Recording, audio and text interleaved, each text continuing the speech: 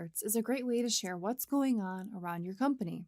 You can post company alerts to remind employees about their performance reviews that are coming up, open enrollment that is underway, or create an employee appreciation post. To do this, go to Company, Notifications, Alerts. To create an alert, click on the Add Alert button. Decide whether you want to include an attachment or link, or keep it strictly as a memo alert. Any alerts set as the attachments or link will be clickable on the Dominion home screen within the Alert section. Add your title and message, then enter the dates you wish the alert should be posted. The system will post or take down the alert based on these dates. You can also limit who sees the alert by setting the security level. Once complete, click Save.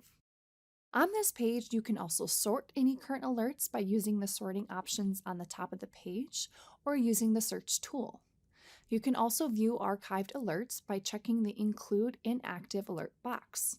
You can edit the inactive alert and change the dates to either today's date or future date to reuse the alert.